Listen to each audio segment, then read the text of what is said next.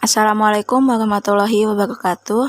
Kami dari kelompok 8 kelas TRKBAD akan menjelaskan tentang sistem dan cara kerja alat yang kami rancang sebagai pemantauan kebutuhan air di bidang pertanian berbasis IoT. Sebelumnya, izinkan kami memperkenalkan diri. Saya Indi Mawandari Renantia dengan NRP 20362211057 bersama rekan saya. Perkenalkan, nama saya Aisyah Emilia Setiawati dengan NRP 236221069. Perkenalkan, nama saya Ira Stianisi, NRP 20362211079. Dan saya Isma Fasya Arsada dengan NRP 20362211089. Dalam rancangan sistem ini, kami membawakan judul yaitu Sistem Irigasi Berbasis IoT dan Mikrokontroler untuk Pemantauan dan Pengelolaan Kebutuhan Air pada Pertanian, yang akan dijelaskan pada slide berikut ini. Pada video kali ini ada beberapa pembahasan yang akan kami bahas, meliputi latar belakang, rumusan masalah, tujuan dan manfaat dibuatnya sistem irigasi digital berbasis IoT, komponen yang digunakan dalam sistem, dan cara kerja sistem tersebut.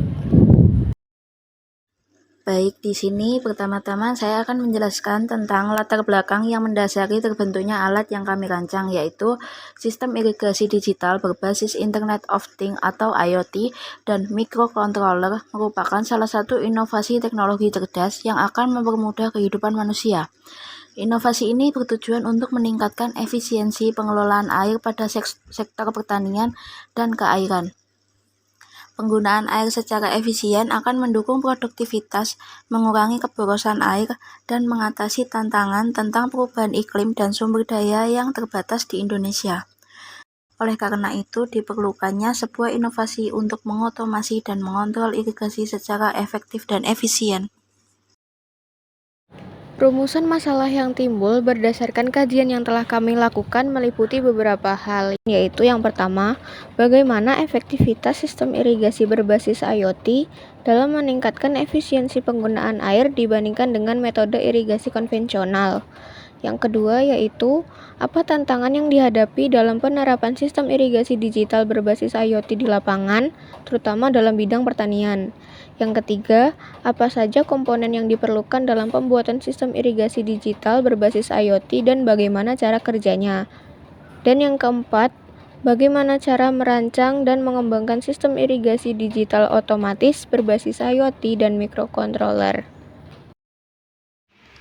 Adapun komponen-komponen yang kami gunakan dalam sistem ini yaitu satu buah Arduino board yang fungsinya untuk mempermudah pembuatan perangkat elektronik.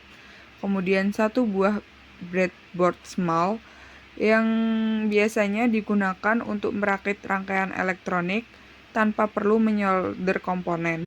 Kami juga menggunakan 3 buah resistor, kemudian 3 buah lampu LED yang berwarna kuning, hijau, dan juga merah. Kemudian ada satu buah LCD untuk menampilkan gambar. Kemudian ada satu buah motor servo sebagai indikator pintu air.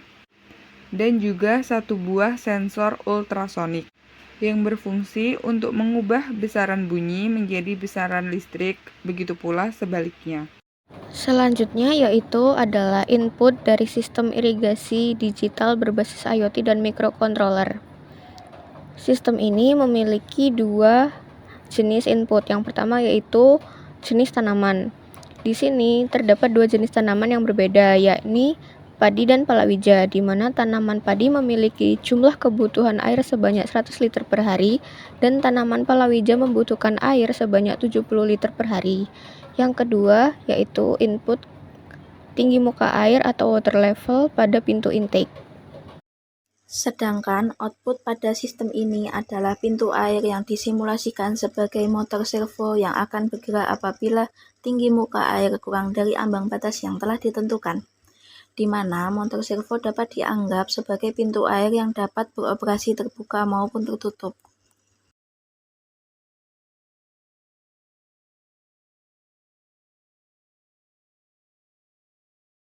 Alat ini memiliki 2 variabel tanaman dan 3 indikator yang berbeda pada setiap kondisinya.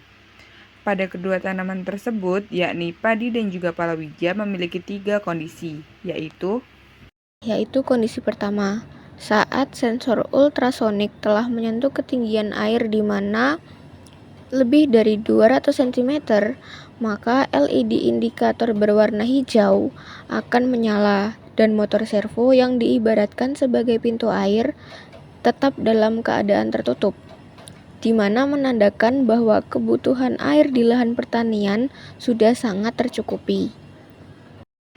yang kedua, ketika sensor ultrasonik menyentuh tinggi muka air pada ketinggian 100 hingga 200 cm, LED kuning akan menyala dan motor servo yang difungsikan sebagai pintu air masih menunjukkan keadaan tertutup, yang mana kebutuhan air di lahan pertanian tersebut masih tercukupi. Yang ketiga, ketika sensor ultrasonik menyentuh tinggi muka air yang berada di bawah ambang batas kurang dari 100 cm, maka LED merah akan menyala yang menandakan bahwa motor servo atau pintu air akan terbuka karena lahan pertanian mengalami kekurangan air. Hal ini berlaku pada kedua jenis tanaman, namun tetap disesuaikan dengan kebutuhan air masing-masing tanaman. Di sini kami menggunakan tanaman padi dan palawija untuk lahan pertanian yang akan dipasangi alat indikator pintu air ini. Itu dia penjelasan singkat yang dapat kelompok 8 sampaikan. Mohon maaf apabila ada kekurangan. Selain itu, kami juga menerima kritik dan saran yang membangun. Kurang lebihnya mohon maaf.